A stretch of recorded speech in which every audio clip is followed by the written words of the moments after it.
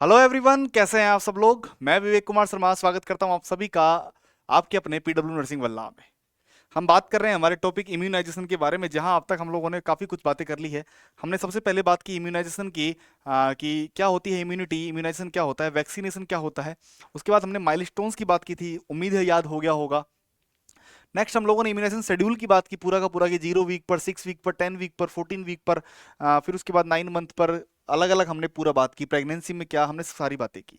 Next उसके बाद हमने कुछ स्पेसिफिक वैक्सीन्स की बात की थी, जिसमें हमने सबसे पहले बीसीजी की बात की, बैसिलस कालमेट ग्वेरिन की बात की, फिर हमने पोलियो की बात की, हमने मीजल्स की बात की। नेक्स्ट हम लोग बात करना चाह रहे हैं किसके बारे में, विटामिन ए सप्लीमेंटेशन। हेडिंग डालिएगा, ये बहुत इंपॉर्टेंट, यहाँ से सवाल आते हैं। हेडिंग डाल लीजिएगा, विटामिन ए सप्लीमेंट्स। चलिए, हेडिंग डाल लीजिएगा, vitamin A supplements. Next measles के बाद में डाल लीजिएगा विटामिन ए सप्लीमेंट्स।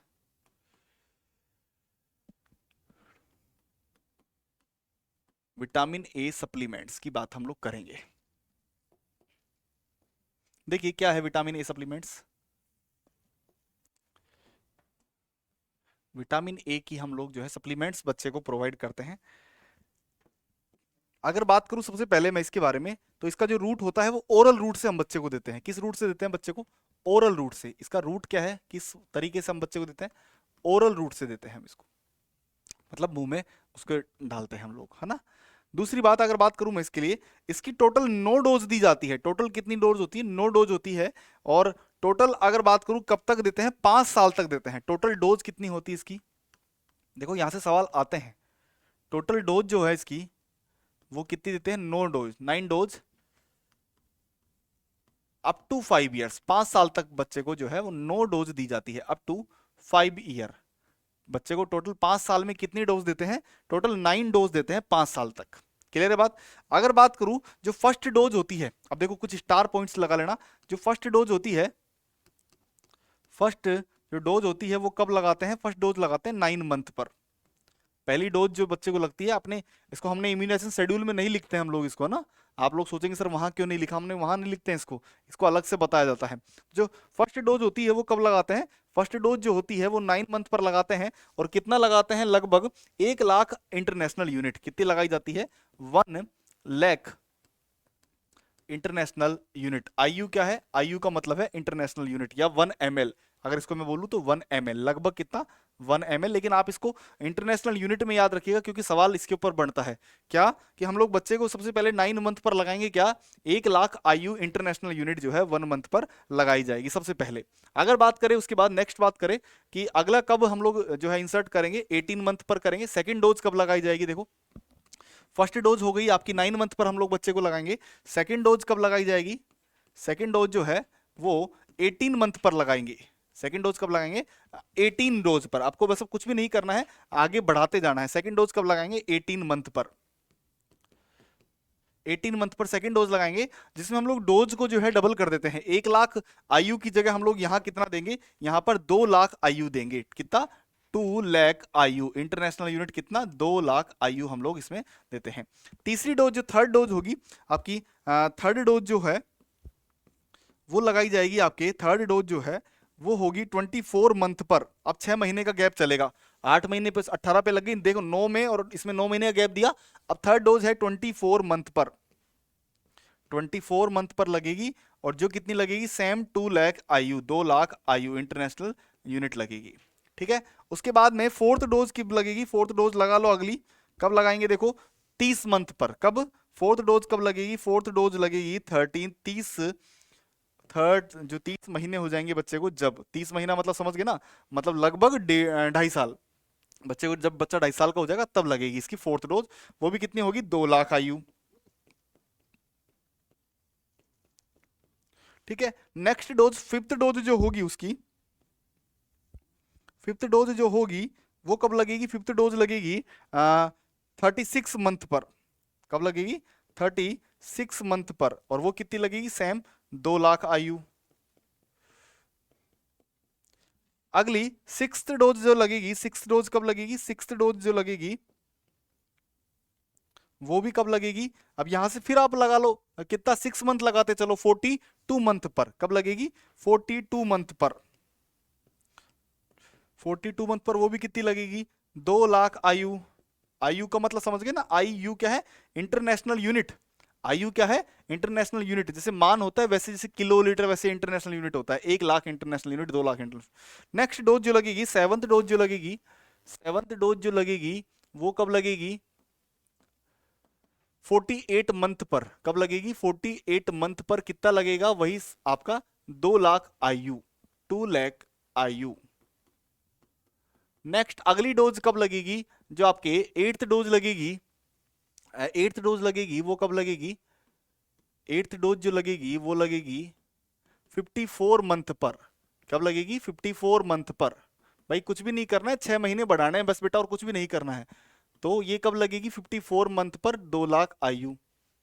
और लास्ट नाइन्थ डोज कब लगेगी, लास्ट नाइन्थ डोज जो है वो लगेगी कब, 60, जो आपके 60 मंथ मतलब 5 ईयर के बच्चे को लगेगी। मतलब 12 पंजो 60 होते हैं ना, एक साल में 12 महीने, और 12 पंजो 60, 5 साल में जो है वो पूरी डोज लग जाएगी, 2 लाख आयु। तो टोटल कितना टाइम कितना लगा, टोटल टाइम लगा 5 ईयर्स। टोटल टाइम कितना लगा, 5 साल, 5 ईयर। और 5 साल में टोटल डोज कितनी लगी बेटा। अब देखो ये सवाल बहुत पूछा जा चुका है। अब बच्चे क्या करते हैं, दो दो का याद रखते हैं, लेकिन आप ये भूल जाते हो कि पहले साल पहले जो पहली डोज लगी थी वो 1 लाख आयु लगी थी, 2 नहीं लगी।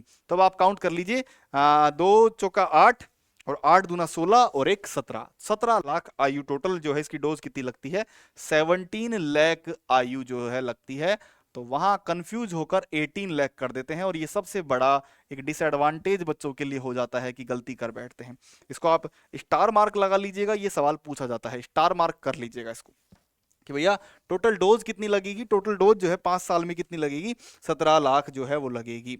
और विटामिन ए जो है वो रूम टेम्परेचर पर जो है इंक्लूड किया जाता है, इसको कोल्ड चेन में इंक्लूड नहीं करते, लेकिन इसका स्टोरेज जो होता है, विटामिन ए का जो स्टोरेज होता है वो रूम टेम्परेचर पर होता है। विटामिन ए का जो स्टोरेज होता है, vitamin A store at room temperature, इसको रूम टेम्परेचर पर स्टोर कर सकते हैं, एट रूम टेम्परेचर पर इसको स्टोर कर सकते हैं, at room temperature. Vitamin A को स्टोर कब कर सकते हैं, रूम टेम्परेचर पर इसको स्टोर कर सकते हैं।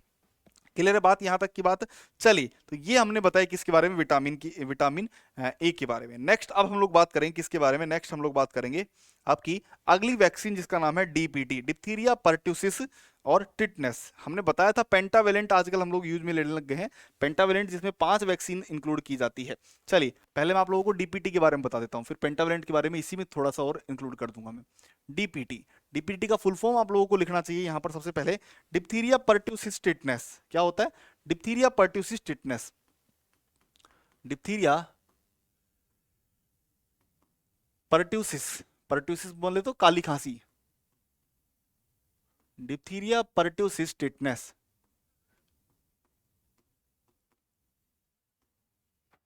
डिप्थीरिया पर्ट्यूसिस टिटनेस जो है वो 3 इसके अंदर इफेक्ट आएंगे, डीपीटी, डिप्थीरिया पर्ट्यूसिस और टिटनेस, 3 चीजें आएंगी इसके अंदर।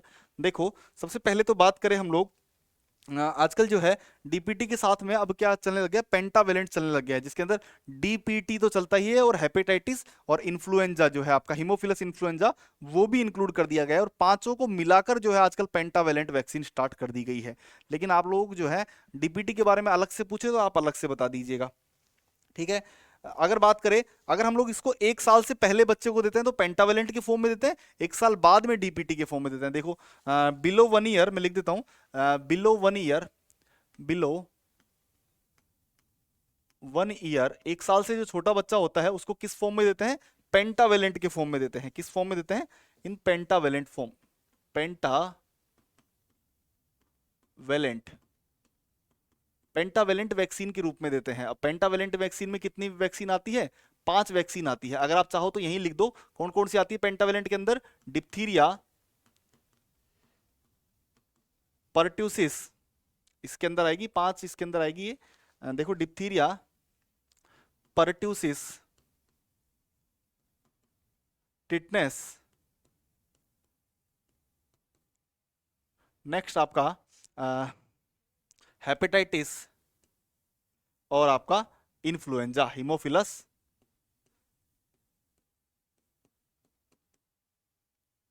हीमोफिलस इन्फ्लुएंजा जो होता है, हीमोफिलस से याद रखिएगा, HIV बोलते हैं इसको, क्या बोलते हैं?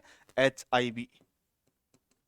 HIV इसको बोलते हैं HAP, HEP, हेपेटाइटिस।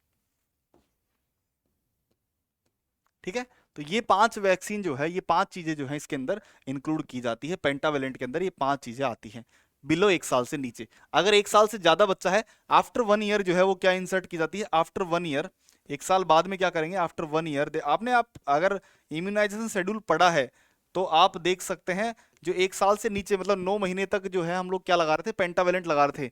जैसे ही बच्चा 9 महीने के बाद हम लोग लगा रहे हैं, देखिएगा वहां पर डीपीटी बूस्टर लिखवाया गया है, DPT booster first, DPT booster second.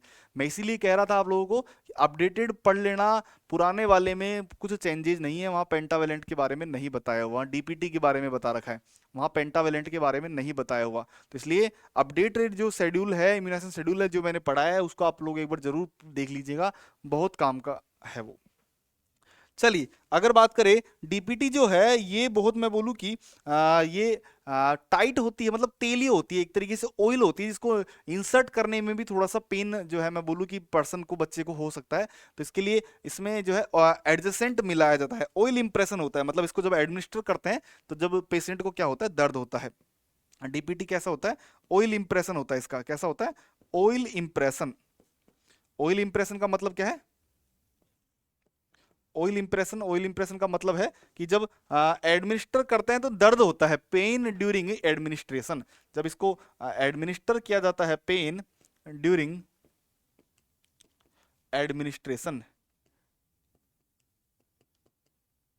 Pen during administration, जब हम लोग इसको एडमिनिस्टर करते हैं, जब हम लोग इंजेक्ट करते हैं, तो उस समय क्या होता है? उस समय दर्द होता है, याद रखिएगा। तो पेन ड्यूरिंग एडमिनिस्ट्रेशन। और ये सवाल एक बार पूछा भी जा चुका है कि इनमें से किस वैक्सीन को एडमिनिस्टर करते समय दर्द होता है? तो आप बोलोगे सर दर्द तो सब में हो रहा है, बच्चा तो सब में रो रहा है सर, जैसे हम लोग वैक्सीन लगा रहे हैं हर किसी में दर्द ही हो रहा है सर बच्चे के। नहीं, लेकिन इसमें ज्यादा दर्द होता है। ये ऑयल इंप्रेशन है, मतलब इसको लगाते टाइम भी आपको फोर्स करना पड़ता है थोड़ा सा, और बच्चे की भी दर्द होता है, क्योंकि इसके अंदर एक बोलूं कि मैं एडजेसेंट जो है या एडुएंट जो है वो मिलाया जाता है, लेकिन इतना डिटेल में आप मत जाइए। और डीपीटी की बात करूं, डीपीटी को जो है वो ग्लूटल मैक्सल रीजन में नहीं लगाया जाता, ग्लूटल मैक्सस जो रीजन है उसमें कभी भी एडमिनिस्टर नहीं किया जाता।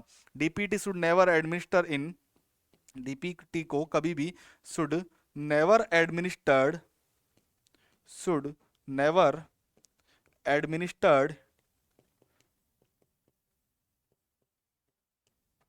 DPT should never administer in gluteal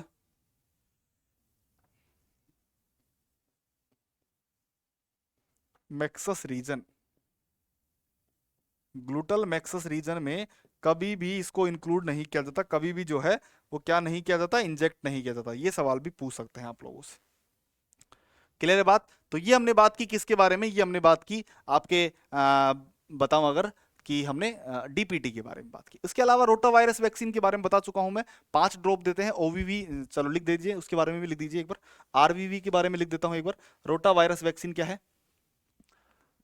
आरवीवी के बारे में बता चुके हैं। 5 ड्रॉप देते हैं हम लोग। कितना देते हैं? 5 ड्रॉप देते हैं, ओरल रूट से देते हैं, बस उसके बारे में ज्यादा नहीं बताना। 5 ड्रॉप्स ओरल हम लोग देते हैं, बता चुके हैं ऑलरेडी। एफआईपीवी के बारे में बता चुका हूं, 0.1 ml देते हैं, जो कि आपको रूट रूट सब कुछ बता चुके हैं हम लोग। ठीक है, चलिए नेक्स्ट हेडिंग डाल लीजिएगा, ओपन वायल पॉलिसी। अब एक पॉलिसी है ओपन वायल पॉलिसी की, अगर एक बार वैक्सीन को ओपन कर लिया गया है और मान लीजिए वो यूज में नहीं आई है, तो उसको 28 डेज से पहले उसको वापस यूज करना है, नेक्स्ट इम्यूनाइजेशन शेड्यूल में उसको यूज करना है, उसको डिस्कार्ड नहीं करना होता। चलिए हेडिंग डालिएगा, क्या बताना चाह रहे हैं हम लोग? Open vial policy. हेडिंग डालिएगा, ओपन वायल पॉलिसी। देखो ओपन वायल पॉलिसी क्या है? ओपन वायल पॉलिसी की, अगर ओपन कर दिया है तो फेंकना नहीं है उसको। ओपन वायल पॉलिसी देखो क्या है? Open vial policy, open vial policy देखो ये क्या है, समझिएगा बात को। ओपन वायल पॉलिसी क्या है कि भैया अगर कोई वायल ओपन कर दी गई है, देखो पहले तो ये स्टार्ट कब हुआ? स्टार्ट हुआ दिसंबर 2011 में, और पूरे इंडिया में कब लागू कर दिया गया? सितंबर 2015 में। देखो स्टार्ट कब किया गया? पहले तो इसको स्टार्टेड ऑन दिसंबर 2011, और पूरे इंडिया में इसको कब स्टार्ट कर दिया गया? ऑल इंडिया, या मैं बोलूँ कि इसको पूरे इंडिया में कब जो है, बट सारे इंडिया लेवल पर कब माना गया इसको, ऑल इंडिया लेवल पर जो है कब इसको स्टार्ट किया गया, ऑल इंडिया लेवल पर कब स्टार्ट किया गया, लेवल पर कब स्टार्ट किया गया इसको, दिसंबर 2000 में बात करूं, दिसंबर सॉरी 17 सितंबर 2005 को सब जगह लागू किया गया, 17 सितंबर 2005 को सब जगह लागू किया गया। ठीक है, तो इसके अनुसार क्या है, देखो, इस अकॉर्डिंग टू दिस, जो हम लोग एक बार जो भी हमने मान लीजिए कोई वैक्सीन खोल ली है ना, देखो पहले इसका ऑब्जेक्टिव क्या है, ऑब्जेक्टिव बता देता हूं, इसका ऑब्जेक्टिव पूछा जाता है, ऑब्जेक्टिव क्या है, to prevent the wastage of vaccine, कि वैक्सीन को वेस्ट होने से हमको क्या करना है, बचाना है। भाई मान लो आप जैसे आज मान लीजिए वैक्सीन, मैंने ये वाली वैक्सीन खोल ली, मान लीजिए कोई वैक्सीन है, मैं यहाँ पर जो आपके लायोफिलाइज्ड वैक्सीन है उनकी बात नहीं कर रहा हूँ, लायोफिलाइज्ड वैक्सीन को आपको 4 घंटे के भीतर यूज करना होता है, जो कि आपके बीसीजी और मीजल्स है वो उनकी बात मैं नहीं कर रहा हूँ, है ना, मैं बात कर रहा हूँ लिक्विड वैक्सीन की। जैसे मान लीजिए ये एक आपकी वैक्सीन है, मान लीजिए पेंटावेलेंट वैक्सीन है ये, ठीक है, अब ये वैक्सीन मान लीजिए इतनी बच गई है, ये वैक्सीन मान लीजिए इतनी बच गई है, जैसे मान लीजिए ये इम्यूनाइजेशन शेड्यूल जो हमने लगाया उसके बाद ये वैक्सीन इतनी बच गई है, तो अब ये थोड़ी ना कि इसको फेंक दे, नहीं, ये ओपन वायल पॉलिसी है कि भैया वायल ओपन हो चुका है, तो अब इस वायल को हमको फेंकना नहीं है, इसको हमको विद इन 28 डेज में इसको यूज करना है। अगला जो इम्यूनाइजेशन शेड्यूल में उसमें सबसे पहले इसी को यूज किया जाएगा, बाद में दूसरी वैक्सीन को यूज की जाएगी, पहले इसको यूज करना है क्योंकि ये अभी इतनी भरी हुई है। क्लियर है, सीधा सा है कि भाई जो पहले जो खोल लिया है पहले उसको यूज करो, बाद में जो है, जैसे आपने देखा होगा कभी आइसक्रीम, कभी आप शादियों में गए होंगे तो वहां भी ओपन आइसक्रीम पॉलिसी चलती है। ओपन आइसक्रीम पॉलिसी क्या होती है, जैसे मान लीजिए आपका फेवरेट जो है वो बटर स्कॉच है, मान लीजिए, और वो डिब्बा 3rd नंबर पे है, तीसरे नंबर पे है, और अभी जो है भैया ने मान लो मैंगो फ्लेवर की आइसक्रीम खोल रखी है, तो वो पहले वो मैंगो फ्लेवर में से ही देंगे, वो डायरेक्ट बटर स्कॉच नहीं खोल लेंगे, तो पहले मैंगो फ्लेवर खत्म करेंगे, वो पूरा बांट देंगे सब में, फिर वो दूसरा जो डिब्बा आएगा उसको करेंगे, और फिर हो सकता है कि वो आपका बटर स्कॉच निकाल के दे। ठीक है, तो ओपन आइसक्रीम पॉलिसी मतलब जो पहले ओपन डिब्बा है पहले उसी में से देंगे, दूसरा और डिब्बा नहीं खोलेंगे। सेम ये भी वही है कि जो पहले वायल ओपन हुई है पहले उसमें से दी जाएगी वैक्सीन, बाद में नई वैक्सीन ओपन की जाएगी, सीधा सा सीधा। ऑब्जेक्टिव क्या है, हमको बचाना है, to prevent the wastage of vaccine, हमको क्या करना है, वैक्सीन के वेस्टेज को बचाना है, to prevent wastage, to prevent wastage of vaccine, कि जो वैक्सीन पहले ओपन हुई है उसको पहले यूज करना है। देखो क्या लिखते हैं, फर्स्ट जो ओपन हुई है, फर्स्ट ओपन, जो पहले ओपन हुई है first open should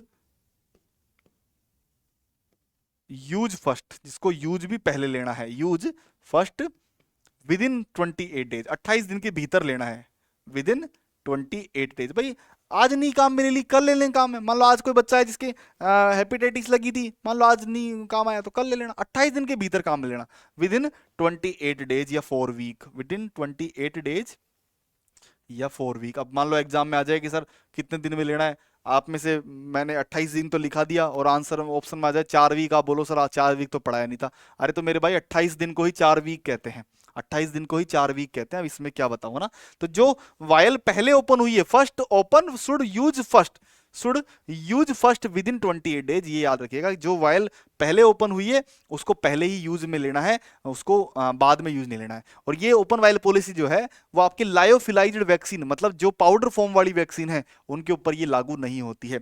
open vial policy, next line लिख देता हूं, ओवीपी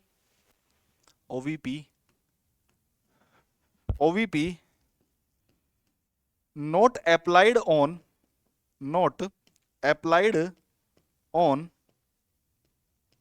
ओवीपी किस पर लागू नहीं होती, not applied on lyophilised vaccine, on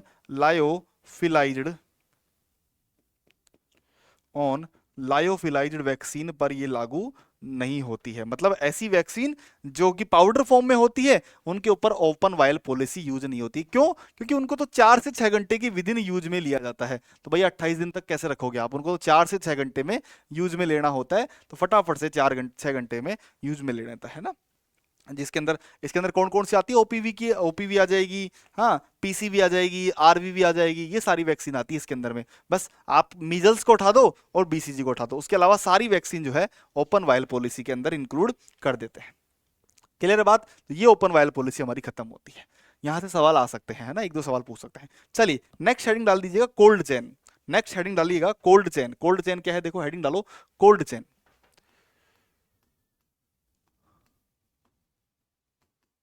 heading डाल लीजिएगा कोल्ड चेन।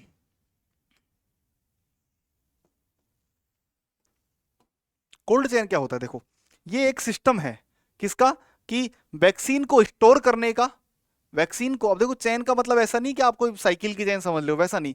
ये एक सिस्टम होता है किसका, कि वैक्सीन को किस तरीके से स्टोरेज करना है, किस तरीके से उसको ट्रांसपोर्ट करना है, और किस तरीके से उसका यूज करना है। तो हमेशा एक कोल्ड टेम्परेचर में ही होगा।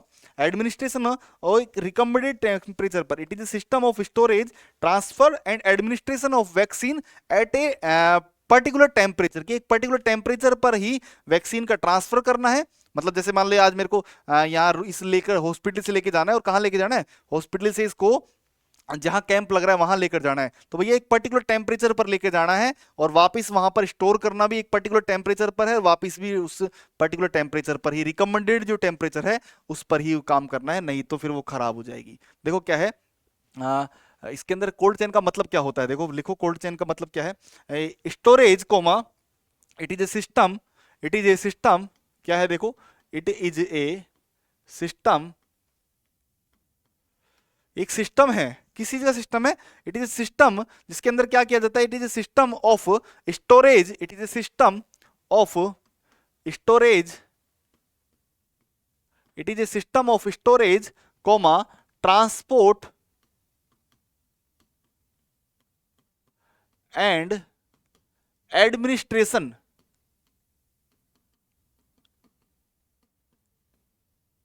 And administration of vaccine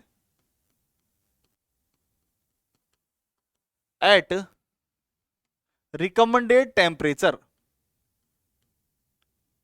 recommended recommended temperature के, एक रिकमेंडेड टेम्परेचर पर जो है वो क्या किया जाता है, जो वैक्सीन होती है उसको एक रिकमेंडेड टेम्परेचर पर लेकर जाना, स्टोर करना। जैसे मान लीजिए ये मेरी एक वैक्सीन है, ये मेरी एक वैक्सीन है, इसको मेरे को 8 डिग्री पर टेम्प स्टोर करना है, तो भैया 8 डिग्री पर स्टोर किया, इसको लेकर कहीं गया तो भी मैं 8 डिग्री पर ही लेके जाऊंगा, और इसका एडमिनिस्ट्रेशन जब कर रहा हूं तब भी ये 8 डिग्री इसका टेम्परेचर होना चाहिए। तो ये जो सिस्टम है ये क्या कहलाता है, कोल्ड चेन कहलाता है। ये सिस्टम क्या कहलाता है, कोल्ड चेन कहलाता है, याद रखिएगा। कोल्ड चेन की सिस्टम समझिएगा। कोल्ड चेन का मतलब क्या होता है, कोल्ड चेन का मतलब है, एक सेकंड, कोल्ड चेन का सीधा सीधा मतलब है कि भैया जो टेम्परेचर हम लोग, जो वैक्सीन है उसको हम लोग किस, मैं बोलूं कि स्टोरेज, उसका स्टोरेज कोमा उसका जो ट्रांसपोर्ट कहीं लेकर जा रहे हैं वहां, और उसको एडमिनिस्ट्रेशन कर रहे हैं, वो एक रिकमेंडेड टेम्परेचर पर होता है, इसे क्या कहते हैं, कोल्ड टेम्परेचर। टेम्परेचर कितना होता है देखो कोल्ड चेन का, ये सवाल आता है, कोल्ड चेन का टेम्परेचर कितना होता है, कोल्ड चेन टेम्परेचर कितना होता है, 2 से 8 degree Celsius, 2 to 8 degree Celsius कितना होता है, 2 से 8 डिग्री सेल्सियस होता है, ठीक है। और अगर बात करूं मैं इनमें से कोल्ड चेन का टेम्परेचर मेंटेन करने के लिए कौन सा इंस्ट्रूमेंट काम में लेते हैं, देखो 2-4 पॉइंट लिखाऊंगा इनके बारे में कि कौन सा टेम्परेचर, कौन सा इंस्ट्रूमेंट क्या क्या चार्ज काम में लेते हैं वो। तो आपसे मेनली पूछ सकते हैं कोल्ड चेन का टेम्परेचर जो है वो कितना होता है, 2 से 8 डिग्री होता है। अब देखो कुछ पॉइंट्स और लिखते हैं, जो कौन सा instrument, which instrument is used to monitor the temperature of cold temperature, cold chain का टेम्परेचर मेंटेन करने के लिए कौन सा इंस्ट्रूमेंट काम में लिया जाता है। एक क्वेश्चन लिख रहा हूं देखो, which instrument, which instrument, which instrument, कौन सा इंस्ट्रूमेंट काम में लेते हैं, which instrument is use to, which instrument is used to monitor, which instrument is used to monitor the temperature of cold chain, is used to monitor the temperature of cold chain, of cold chain की, cold chain का जो temperature है उसको maintain किसके द्वारा किया जाता है, उसको किसके द्वारा मेजर किया जाता है, which instrument is used to monitor, monitor करने के लिए कौन सा इंस्ट्रूमेंट काम में लेते हैं। तो याद रखना डायल थर्मामीटर आता है, एक इमेज आप लोगों को दिखा देंगे वैसे, लेकिन एग्जांपल याद रखना, एग्जांपल आंसर इसका डायल थर्मामीटर, और बहुत पूछा जाता है ये डायल थर्मामीटर। डायल थर्मामीटर जो है वो यूज में लिया जाता है। अगला क्वेश्चन देखिएगा, एक सवाल और पूछा जाता है, कभी कभी आप लोगों से पूछ ले कि विच ऑफ द फॉलोइंग, कि या मैं बोलूं कि most accurate temperature measure instrument कौन सा है। Most accurate temperature measure instrument, most accurate, most accurate temperature measuring, temperature measuring और इंस्ट्रूमेंट, इंस्ट्रूमेंट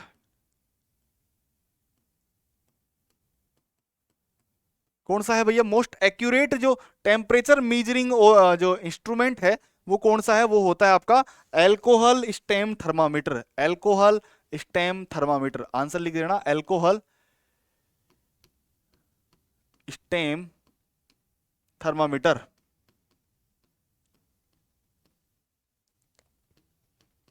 जो अल्कोहल स्टेम थर्मामीटर है वो most accurate temperature measuring instrument होता है, याद रखिएगा।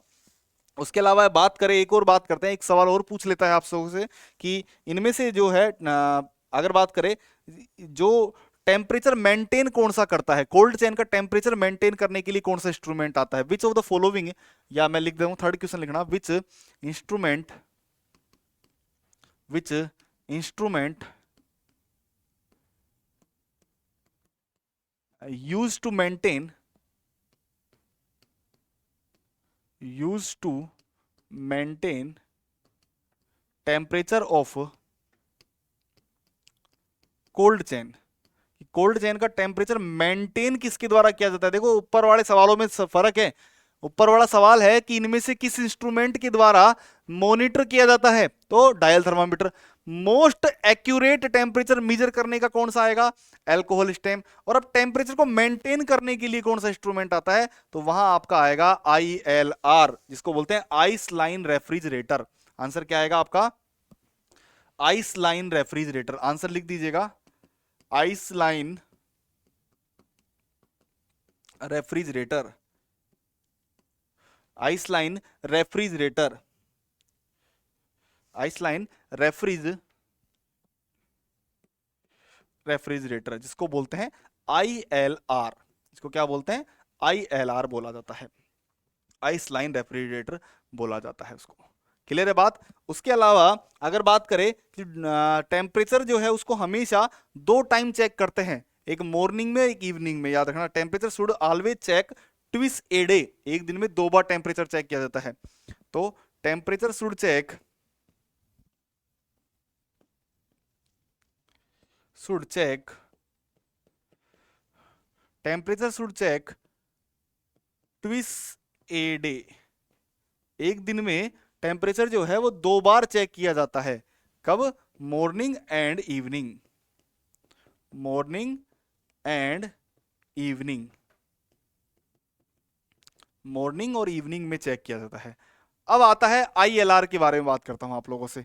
ILR क्या होता है, देखो ILR की बात करूं, जो आपका आइस लाइन रेफ्रिजरेटर है ये क्या होता है, किस तरीके से काम में आता है। देखो सबसे पहले तो बात करते हैं कि ये जो है ILR जो है और अच्छा एक और सवाल आ जाता है कि स्मॉलेस्ट यूनिट, ये पार्ट कौन सा होता है कोल्ड चेन का। एक और सवाल लिख दीजिएगा, बस उसके बाद फिर ILR के बारे में बात करूंगा आप लोगों से और फिर टॉपिक खत्म हो जाएगा। ILR का देखो, स्मॉलेस्ट यूनिट या smallest part of cold chain, cold chain का सबसे स्मॉलेस्ट पार्ट कौन सा होता है या स्मॉलेस्ट यूनिट कौन सी होती है कोल्ड चेन की। एक क्वेश्चन लिख दीजिएगा, स्मॉलेस्ट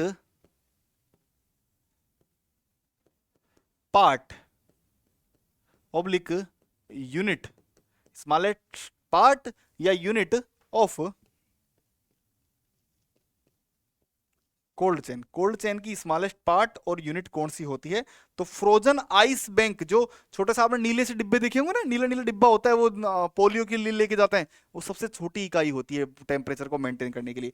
फ्रोजन आइस बैंक, जो छोटा सा डिब्बा होता है ना नीला, जैसे पल्स पोलियो में आप लोगों ने देखा होगा वैसा, frozen ice packs, frozen ice pack, जो जमे होते हैं उसके अंदर बर्फ के, जो मैं बोलूँ कि ऐसे पैक्स होते हैं, ऐसे है ना, ऐसे 4 पैक्स होते हैं, ऐसे इस तरीके के 4 ऐसे पैक लगाए रहते हैं उसके अंदर, और उसके अंदर जो है वैक्सीन को रखते हैं यहाँ, क्योंकि इनकी वजह से टेम्परेचर मेंटेन हो जाता है। क्लियर है बात? क्या मिट गया ये? ठीक है, ठीक है। चलो, अब आते हैं आईएलआर के ऊपर। देखो आईएलआर क्या है। आईएलआर, आईएलआर को हमेशा पहली बात तो दीवार से 10 सेंटीमीटर दूर रखा जाता है। ये सवाल आता है एक तो। पहला सवाल क्या पूछा जाता है आपसे? आईएलआर जैसे इस तरीके का एक बॉक्स होता है बेटा, अभी फोटो भी दिखा दूंगा आप लोगों को। एक बॉक्स होता है इस तरीके का,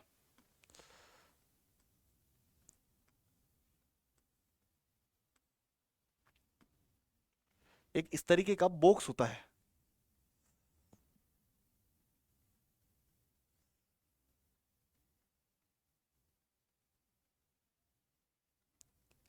इस तरीके का एक बॉक्स होता है जिसके अंदर जो है मैं बोलूँ कि सारी वैक्सीन्स रखी जाती है। इस तरीके का एक बॉक्स होता है जिसके अंदर सारी वैक्सीन रखी जाती है, और हमेशा इसको दीवार से, जैसे मान लीजिए ये दीवार है, ये वाल है, वाल से हमेशा इसको कितना 10 सेंटीमीटर दूर रखा जाता है। दीवार से हमेशा इसको 10 सेंटीमीटर दूर रखा जाता है। आईएलआर देखो इस तरीके का होता है, इस तरीके का होता है आईएलआर। आप देख पा रहे हैं, थोड़ा सा इमेज मेरे हिसाब से ब्लर हो रही होगी, बाकी इस तरीके का एक इमेज होता है जिसके अंदर अगर बात करूं मैं तो उसको, इसके अंदर सारी वैक्सीन रखी जाती है। और जो सबसे नीचे अगर बात करूं मैं, या बोलो दीवार से जो सबसे हटके बात करूं, दीवार से 10 सेंटीमीटर इसको दूर रखा जाता है। इसके लिए अगर 8 घंटे लगातार अनइंटरप्टेड 8 आवर्स ऑफ इलेक्ट्रिसिटी, कि अनइंटरप्टेड बिना जो है कट की हुई 8 घंटे की अगर इसको लाइट मिल जाए तो ये सारे दिन जो है वो टेम्परेचर को मेंटेन कर सकता है। देखो क्या बात बोली इसके लिए।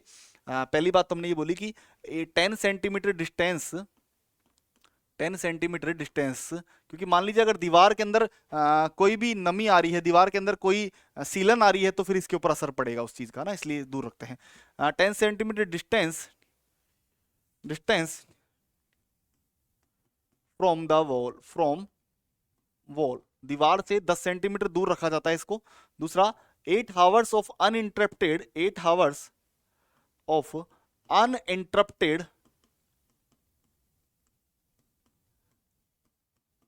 लाइट अगर इसको मिल जाए तो फिर ये पूरे दिन टेम्परेचर मेंटेन कर सकता है। 8 hours of uninterrupted light, it can, it can provide temperature whole day. ये पूरे दिन टेम्परेचर प्रोवाइड करेगा, टेम्परेचर होल डे। अगर 8 घंटे इसको लाइट मिल गई तो ये पूरे दिन जो है वो क्या करेगा, पूरे दिन जो है वो ठंडा रखेगा, बिल्कुल कमरे को बिल्कुल ठंडा रखेगा। उसके अलावा अगर बात करूं मैं कि इसमें हम लोग जो है इसको हमेशा 1 महीने में क्लीन करना चाहिए। It should be clean in a month, it should be clean, इसको हमेशा कब क्लीन करना चाहिए? It should be clean in a month, 1 महीने में इसको एक बार क्लीन करना ही है। और जिन वैक्सीन को जल्दी यूज करना है, मतलब जो ओपन हो चुकी है जल्दी, तो उनको ऊपर रखना है। अर्ली यूज अर्ली आउट, या मैं बोलूं अर्ली एक्सपायरी अर्ली आउट, जो एक्सपायर होने वाली है उनको पहले यूज करना होता है, इसके अंदर ये रूल है। अर्ली एक्सपायरी की जो एक्सपायर होने वाली है, ऐसा नहीं कि आपने नीचे नीचे कोई वैक्सीन रख दी, हाँ ये देखो नीचे नीचे कोई वैक्सीन रख दी और उसको निकाल ही नहीं रहे हैं, ऐसा नहीं है, चेक करते रहना है हमको बार बार कि भैया कौन एक्सपायर होने वाली है। तो अर्ली एक्सपायर अर्ली आउट, जो एक्सपायर होने वाली है उसको जल्दी यूज में लिया जाता है, उसको पहले यूज में लिया जाता है। अर्ली एक्सपायर अर्ली आउट जो है वो ये रूल फॉलो करते हैं हम इसके अलावा। ठीक है। और अगर बात करें कि ये तो बात हुई किसी बारे में, आईएलआर के बारे में, जो लास्ट स्टोरेज पॉइंट होता है वैक्सीन का वो कौन सा होता है? पीएससी होता है। एक पॉइंट और लिख देना, आप नोट डाल के लिख दीजिएगा, नोट। लास्ट स्टोर मतलब वैक्सीन को कहां स्टोर किया जाता है, तो last storage point of vaccine. ये पूछ लेते हैं कभी कभी सवाल, सीधे सवाल आते हैं यार, ये सीधा पॉइंट टू पॉइंट सवाल है। लास्ट स्टोरेज ऑफ वैक्सीन कौन सा होता है? पीएससी। जो प्राइमरी हेल्थ सेंटर है वो सबसे लास्ट होता है। अगर उसके अलावा बात करूं तो मैक्सिमम चांसेस जो फेलियर ऑफ कोल्ड चेन के फेलियर होने के चांसेस कौन से होते हैं? वो होता है एससी विलेज, क्योंकि हो सकता है वहां टेम्परेचर मेंटेन ना करे, भूल गए रखना है, भूल गए तो फेलियर हो सकता है, कोल्ड चेन फेलियर हो सकती है। तो एक पॉइंट तो ये लिख दीजिएगा, और एक point most chances, most chances of failure of cold chain की, कोल्ड चेन के फेल होने के सबसे ज्यादा चांसेस कहाँ हैं? कोल्ड चेन के सबसे ज्यादा फेल होने के चांसेस है कहां पर? एससी जो आपका सब सेंटर है, या फिर विलेज, गांव में सबसे ज्यादा, क्योंकि टेम्परेचर को मेंटेन नहीं कर पाएंगे वहां, हो सकता है भूल गए कभी, क्या हो सकता है, ये सब चीजें हो सकती है वहां पर। क्लियर है बात? अब लास्ट आप लोगों से आईएलआर के बारे में बात और कर लेते हैं, एक बार इसके बारे में और बता देता हूं। देखो आईएलआर में क्या करते हैं, जो जिस जिस वैक्सीन को ज्यादा टेम्परेचर चाहिए होता है उसको हमेशा नीचे रखते हैं। देखो आप लोगों को ओपीवी दिखाई दे रही होगी यहाँ पर, ओपीवी, क्योंकि ओपीवी को मोर जो ज्यादा सेंसिटिव होती है उनको नीचे रखते हैं, जिनको कम टेम्परेचर चाहिए उनको ऊपर रखते हैं। तो जिनको मोर टेम्परेचर रिक्वायर, जिनको ज्यादा टेम्परेचर चाहिए होता है उनको हमेशा नीचे रखा जाता है, रिक्वायर, जिनको हमेशा नीचे नीचे रखा जाता है। जैसे एग्जांपल ओपीवी -20 डिग्री में रखते हैं ना, -20 डिग्री सेल्सियस में रखते हैं, तो इसको हमेशा नीचे रखते हैं, हीट सेंसिटिव है, मतलब इसको बिल्कुल भी हीट नहीं चाहिए, अगर खराब हो जाएगी। और ऊपर किसको रखते हैं? जिसको 8 डिग्री तक, जैसे आपका बीसीजी था ना, बीसीजी, बीसीजी को कितना रखते हैं? 8 डिग्री तक हम लोग रख सकते हैं। बीसीजी हो गया, डीपीटी हो गया, ये सब आप लोग देख पा रहे हैं पूरा ना, इमेज थोड़ा सा ऐसा है, बाकी आप लोग देख सकते हैं, ठीक है। और उसके अलावा जो कंप्रेसर होता है यहाँ होता है, रिटर्न वाइल्स होती है वो यहाँ हम करते हैं, रिटर्न जो रिटर्न वाइल हुई है वापस लोड कराई है उनकी हम यहाँ रख देते हैं ना, अर्ली यूज करना है हम लोगों को। तो इस तरीके से आईएलआर का यूज में लिया जाता है। और ये हमने बात की किसके बारे में? हमारे इम्यूनाइजेशन शेड्यूल के बारे में। देखो यहाँ पर ज्यादातर सवाल जो है वो, अच्छा नीचे आइस होती है इसके नीचे, इस तरीके से आइस जमी होती है नीचे, है ना, नीचे आइस होती है इसके पूरे। इस तरीके से हमने इम्यूनाइजेशन की बात की। इम्यूनाइजेशन में हमने क्या क्या बताया, वैक्सीन कौन कौन सी होती है, शेड्यूल क्या क्या होता है, आईएलआर क्या है, इन सब के बारे में सवाल आ सकते हैं। तो ये था हमारा इम्यूनाइजेशन के बारे में। नेक्स्ट हम आप लोगों से फिर मिलेंगे अगले पार्ट के साथ में, तब तक के लिए थैंक यू सो मच। अगले पार्ट में मिलते हैं, और हम लोग जरूर बताइएगा कैसा लगा, और अगला वीडियो आपको कौन सा, अगला जो है टॉपिक कौन सा पढ़ना है जरूर बताइएगा। थैंक यू सो मच, मिलते हैं अगले पार्ट में। Bye bye, take care, thank you so much.